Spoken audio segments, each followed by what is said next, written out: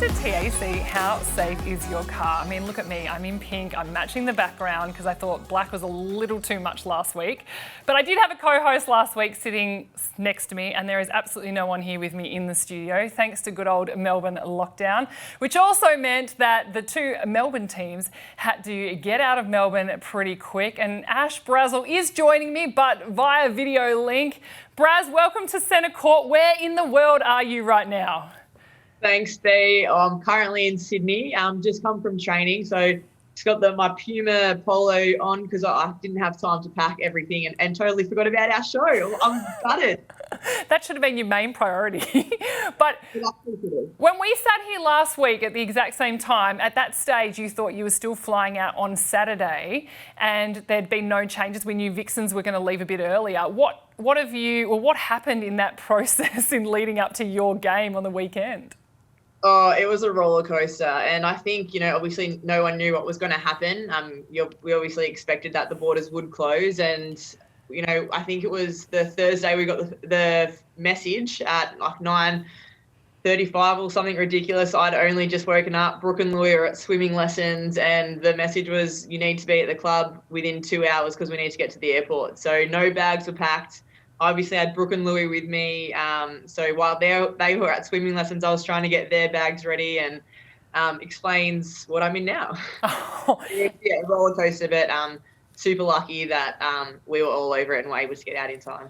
Okay, so you pack your bags. Are you told if there's any amount of time that you've got to pack your bags for, or are you told let's just get this game underway against the New South Wales Swifts, which you ended up doing, and we don't know what's going to happen next? Is that how it kind of panned out?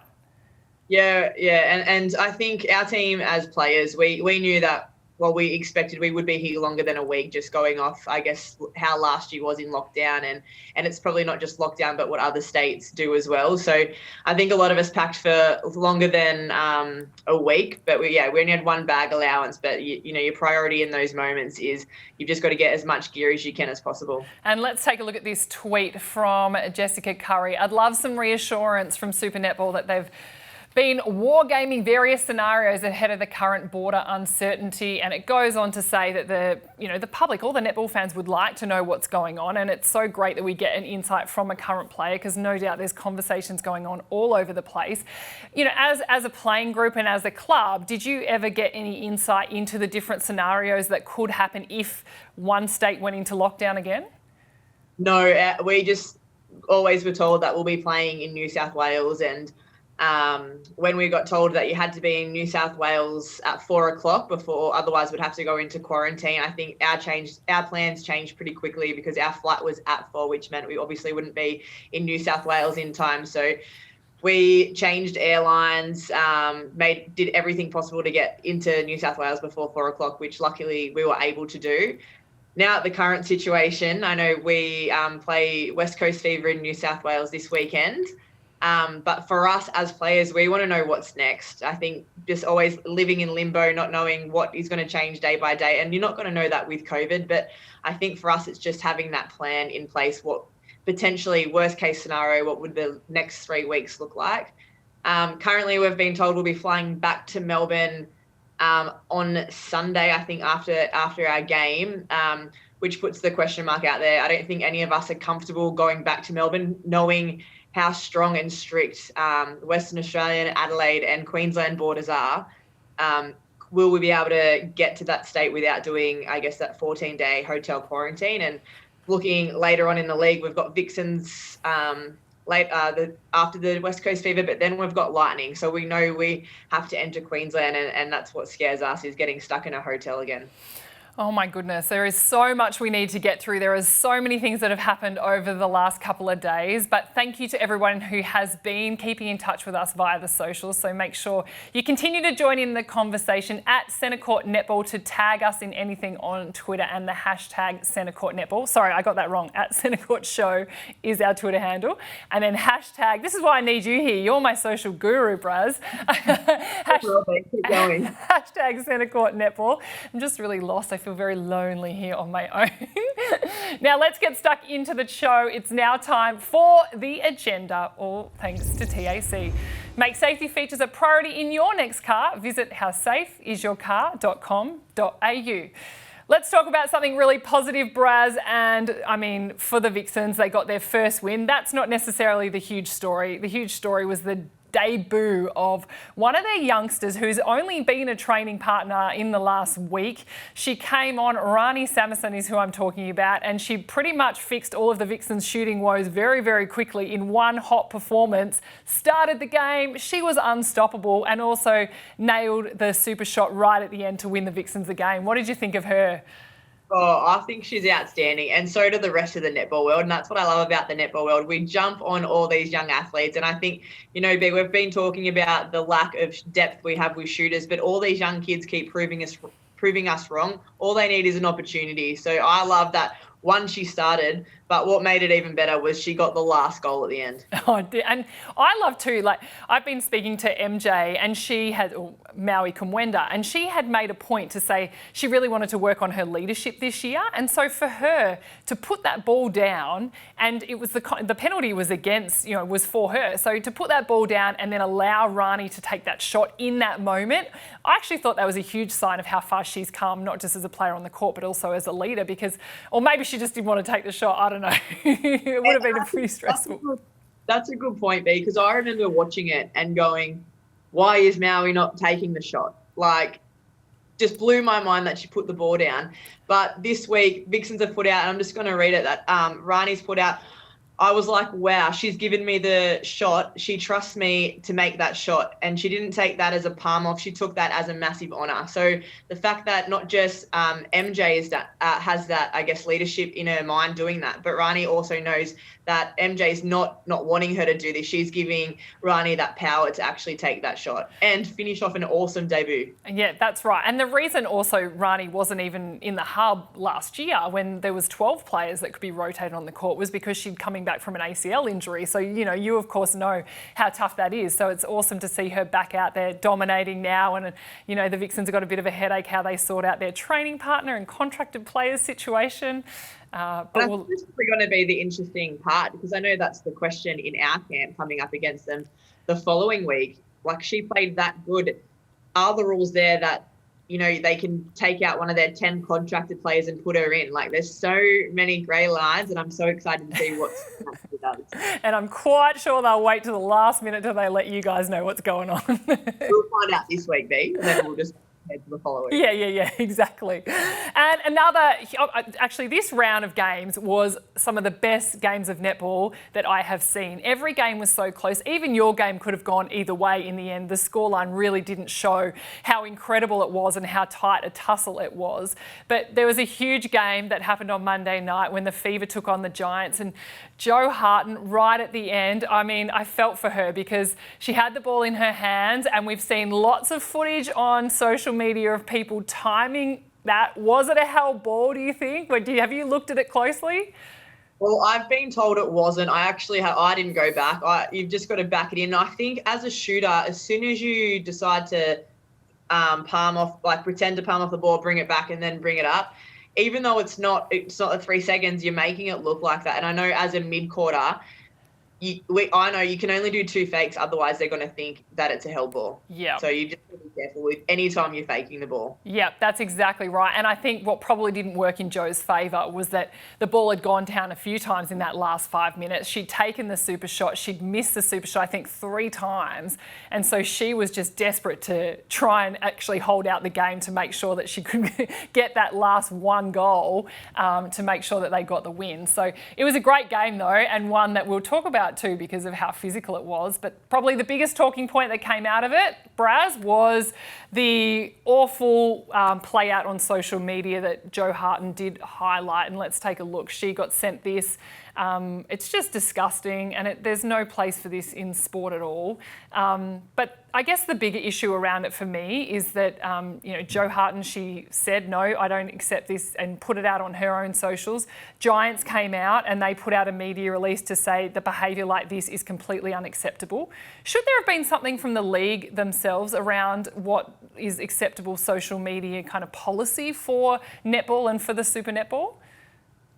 Oh, it's a tough one, and I think we're probably going to hear more about it in the coming weeks or the future, because I think Jo being the first person to actually voice it, like, let's not be I guess, silly here and think this is the first time anyone's ever copped something like this. It happens very regularly, nearly after every game. And I think, the best thing was Jo just being brave enough to actually share what she has to put up with week in, week out. Absolutely. Now, I want to ask you and put you on the spot. Have you had messages like this similar where you've read it and been really uncomfortable with the messages that have been sent to you? And if so, what did you do?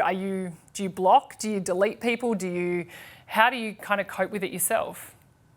For me, I have a bit of a laugh because I just think, like, who are these people thinking that they think I'm going to care what they say? I know the biggest thing for me is as long as I feel like I've played well, my coach thinks I've played well, and, my family are happy, what's a social media comment going to mean to me? So I guess my parents have brought me up pretty strong. I get to know who I am, and there's things like that. There's always going to be people that don't like you, but in the end, they mean nothing to me. I don't know who they are, and if they ever wanted to be my friend, it's probably not going to happen. Yeah, but it was a really great response though from the netball Twitter community, especially, who really got behind Jo Harten. There's been lots of conversations going on, and Jo Harten herself even put out this because she appreciated all the huge amount of support that she got.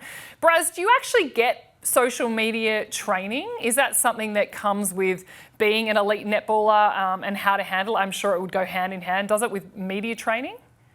No, we don't do any media training, and I think that's probably something that we're lacking and probably need of now, especially that social media is so big in the community and it's not going away, and it has such a pull on what is actually happening and I guess how players perform. Like, when it becomes down to performance, you're gonna cop it week in, week out. But when it goes, I guess, deep and personal the way Jo's was, I guess probably the older athletes have grown up with it and we've witnessed it get bigger and bigger. But these young athletes coming into it now, it's so hard not to look at your phone after the end of the game. And like, you can have 100 comments saying well done, but you're going to remember that one that says something negative. So it is tough, but it's, I guess, a part of what you do. It's part of our career, and it's probably something, I guess, Netball Australia, and if not that, the clubs themselves need to put their hand up and teach, I guess, these young athletes how to deal with situations like this. Oh, absolutely. Very well said. I couldn't agree with you more.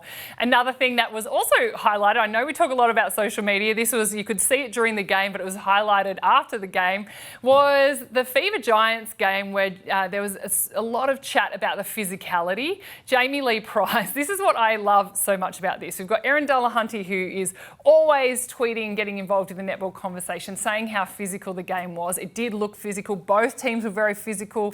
But then I love that Jamie Lee Price has come out and gone, bang, this is what I think. This is what I think happened. Calling out Sue Gordian as well. And Sue Gordian's having to explain herself. But just the fact that this conversation takes place, it ends quite nicely and peacefully. Well, do you ever find the need to go back on and reply to people and go, no, this is actually what happened, or this is what you might have seen, but that's not what was going on behind the scenes? Again, I just couldn't be bothered getting into that argument if it was about me, because again, it's the game. The way the game is played now. It's so physical, and unless you're actually there watching the game, you're not seeing on TV how physical the game is. You're not seeing what happens behind the play.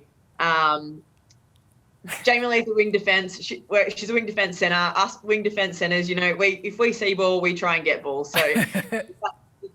Then it is what it is, but it's a tough one, and I'm going to call it an attacker's game because we get pulled out of play too often. Oh, I am absolutely in agreement with you. Of course I'm going to agree that it's an attacker's game. I did find it very entertaining waking up and reading those messages. I thought it was laugh to start the day.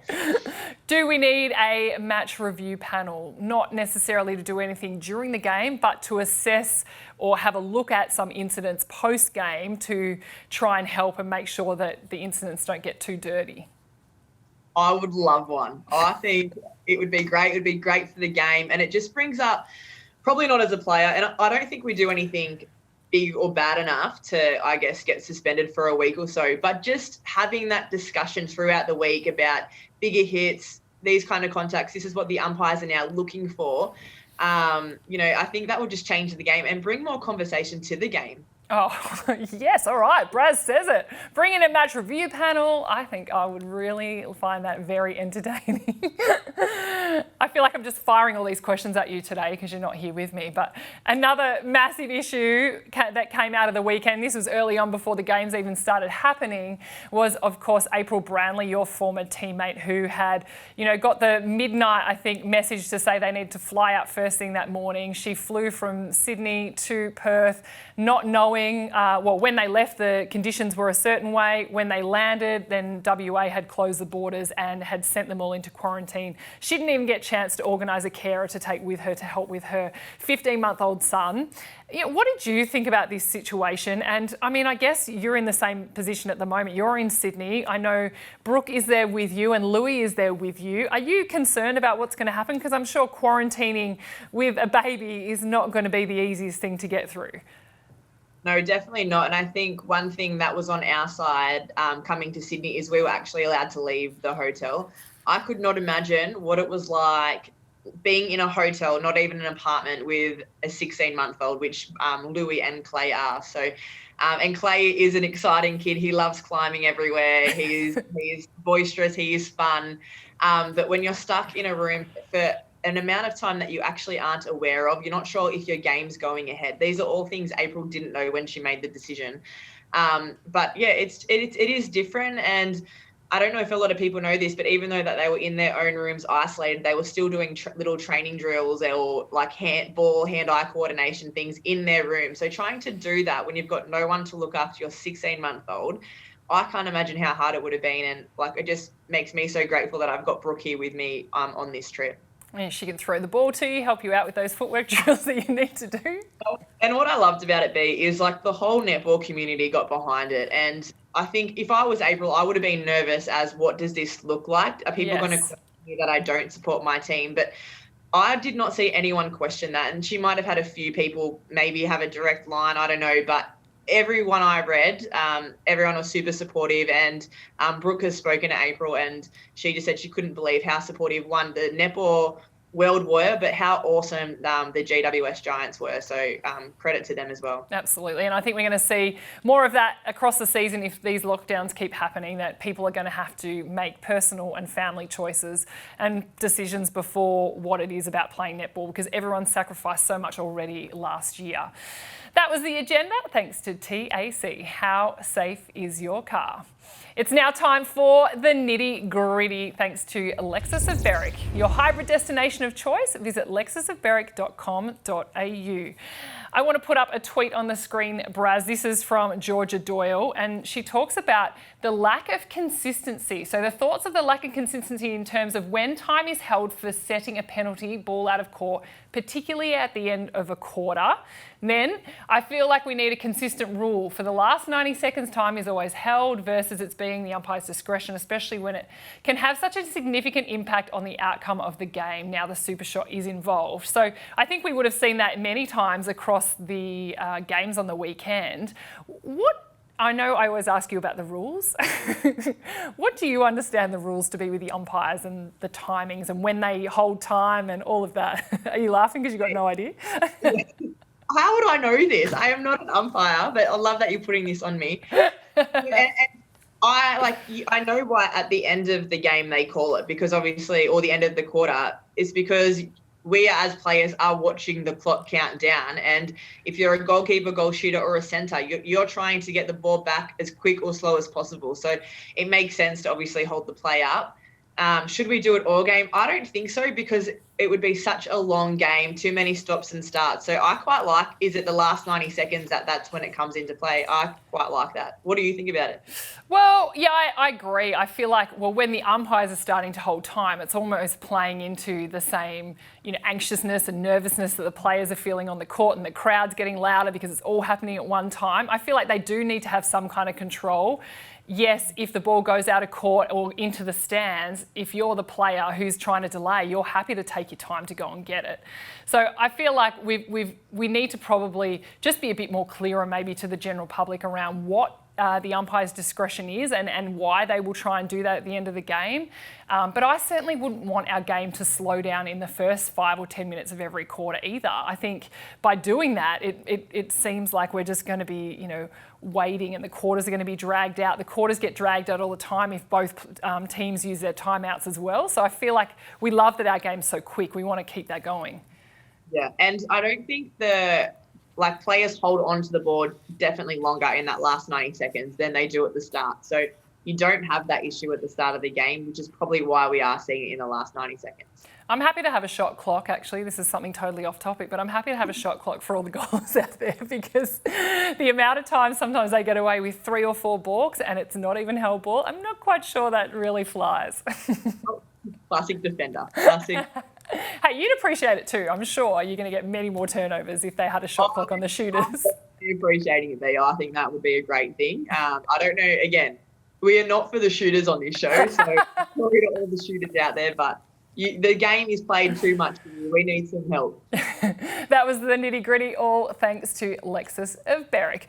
Okay, it's now time to get to Social Scoop, and this one is actually all for you. We really haven't been focusing at all on the attack end. I promise we'll do that at some stage, maybe in the next episode.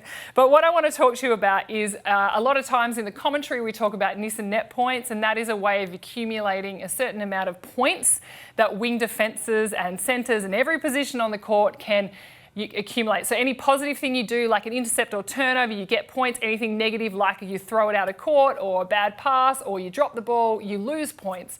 Now, this is Selena Gilsonen from the World Cup in 2007. She's an incredible wing defence. She'd done an ankle injury before this. And look at her and the amount of coverage that she has. Oh, I think that's on Laura Langman there. Incredible, that tracking the play. This is what we teach young kids to do, to try and do. And it's a skill as a defender you try and master. But she was incredible at being able to stick tight in that one-on-one defence. Yet you're not really rewarded in terms of these either Nissan net points or any other way that you accumulate your kind of score for the game. As a wing defence and centre, but as a wing defence, do you actually take notice of your Nissan net points? Do you worry about that wing defences don't necessarily get supported in that area? I did at the start, B, if I'm completely honest, because it's more when you make the team of the week and everyone's sitting at like 100 points, 99, and the wing defence is sitting at like 30, 25, 40 if we're lucky. It's very rare if we get over 50. It just looks weird. It doesn't look like that person should make it. And then you also question, wow, what was everyone else at? But other than looking at team of the week, I don't really notice it. I more look at stats where, for me, what did my wing attack, how many centre passes did they get? How many feeds did they get? That's probably the only way I can see, I guess, wing defenders getting more points is if that number is lower than a certain amount, should they get extra amounts of points? I'm not sure, but the wing defence bib, I feel like, struggles the most when it comes to that points. Yeah, it is so important out there to try and help the defenders in the circle. And, you had, I don't know if you looked, but you had 74.5 Nissan net points this week, and the next closest to you, I think, was on like 45 or something. So you absolutely dominated in your game. Do you think maybe if you kind of count into, like you said, how many centre passes your direct opponent as a wing attack gets, and if it's over a certain amount, then I guess you might lose some points, but if it's under, then that means you've done an excellent job in keeping it that way? Definitely. And I don't know if I'm giving out too many secrets, but my goal is to always have more centre passes than my wing attack that I'm playing against. As in you receive more centre passes? Yes. Okay. I don't think my coach likes that, but I always try and be that option. Absolutely. I definitely think there should be a rule. Like, even if the goal attack gets more than the wing attack, maybe, because like as a wing attack, that's your job, to get the centre pass and to feed. And I know we are mixing up the way the game is played, but if you look at most teams, it's very rare that the goal attack gets more centre passes than the wing attack. So maybe that's something to put into play. Yeah, and Champion Data do all the work behind the scenes with all the stats. So for us as commentators, we are looking at the Champion Data stats, and I don't even know how they get their head around putting that all together in the first place, because for me, it is such a complicated process. You really have to be a mathematician to be able to get your head around all of that. All right, Braz. Bianca? What was that? And that's why we're sitting here. Exactly. We just talk about it. We don't have to actually do it. But you have to do it now because I'm handing it over to you now for Brazilliant for the week. Thank you, Bianca. And I'm excited again, but I need a drum. I'm going to bring, if I'm still away, I'm going to have a little drum for next week. For me, this week, it goes out to the support that other clubs have shown. And I know for me and our team, we've found it, I guess, hard being away from Melbourne, being away from what we're used to. But the fact that West Coast Fever, they put out a tweet saying that they really appreciate, it's right here, huge respect to Giants Netball for staying in isolation ahead of the game on Monday night, and for all the athletes, mums juggling their career and kids. Like, for me, it's a team that they're West Coast Fever know they're coming up against the Giants. There were the question marks for me, like, was Giants going to be ready? Does it put them under injury risk? The fact that West Coast Fever acknowledged that they were doing the isolation to keep our league going is massive. But then to have the New South Wales Swifts retweet it, who we came up against, that women supporting other women, and for me, just teams supporting other teams. So yes, this goes out to West Coast Fever and the New South Wales Swifts, but to all the clubs in our league, anyone that's reached out to another club, checking in, making sure they're all right, I think that's been awesome. And for us, Netball New South Wales, they've been great helping us find a venue to train all week. They've made sure that we've got a gym, a court. So big shout out to them, just, I guess, having our back and making us feel like, I guess, we've got a home away from home. So shout out to the teams. And can you, while you're up there, find out who is behind the New South Wales Swifts Twitter account? Because, again, they're producing gold every single weekend, and I want to know who it is. So while you're up there, if you can kind of figure that out, that would be great. So do I, mate. I was checking it out before when we were doing our Indigenous round and we were doing our smoking. I was checking out who was on the camera. I'm like, I need to talk to them because I love what they do. Not just on Twitter, but on Instagram. They're unbelievable, and they do. One thing that I know you absolutely love, Braz, that is seeing who is leading the Super Shooter Award. I know we haven't got a name for it, but we will get it. Look who's at the top now. I know, and this has only just happened. So Sam Gooden was at the top, but Jo Harden, after this week's performance, she's just unbelievable. And what I love about Jo, she doesn't just shoot the two-pointer range in the last 5 minutes. She puts them up the whole game. Her and Sophie Dwyer, I think they're doing an unbelievable job. But the fact that Jo Harden is now in the lead, for me, it puts a big question mark on Sam Gooden, because I am a little bit, if I had Sam Gooden in my team, I would be putting her on the court every single last 5 minutes. So I wonder if that will change the game if we see Sam on court more. Well, to be honest, as commentators, we were getting into Tanya Obbs for all her substitutions. So she's probably like, oh, I'm not allowed to make too many substitutions. Otherwise, I've got to have a reason for it. But you can put Gooden on. You can put Gooden on during the super shot. That's okay. All right, Braz, thank you so much for taking time out of your day in Sydney and joining us. We hope that, well, I personally hope you're back here soon, but only when it's safe and only when that you're allowed to stay here and allowed to travel around. But what's on for the next couple of days before the big game? Probably just training, more training and training. That's all we seem to do in hub life. It's fun. And have you figured out how to beat Fowler? No, I'm definitely not playing goalkeeper this week, but we definitely know that the ball needs to stop, and like any team, it needs to stop before it gets to her. So that's our goal this week. And my question mark, though, and this is just off throwing a left field here, B, is will they even come to New South Wales, considering a Victorian came into New South Wales? Will there be cases? Will WA be allowed in, and will they be allowed to go back to WA? So I reckon watch this space. It could be interesting. Oh, how do you find out what's actually going on? Like, is it lots of Zoom calls with, all the playing group and Netball Australia and West Coast Fever on the same calls as the Magpies players? Like, can you give us a bit of an insight? I think when it comes to like the full league, it's more just like the CEO and high performance. Tonight, though, the Vixens and Collingwood are jumping on a Zoom call with Netball Australia just to find out what the go is with us, knowing that we potentially could be on the road for the next 3 weeks. If you're thinking worst case scenario, or like I said at the start of the show, we could end up in Melbourne, but does that then limit the league by Vixens and Collingwood not then being able to leave the state once we're back there? So they're questions we want to know, because we don't want to jeopardise a league if we go back to Victoria and then we're stuck there. Very, very interesting. Watch this space. Thanks again, Braz, and thanks everyone for watching Centre Court. Thanks to TAC. Make safety features a priority in your new car. Visit howsafeisyourcar.com.au. We'll see you again next week.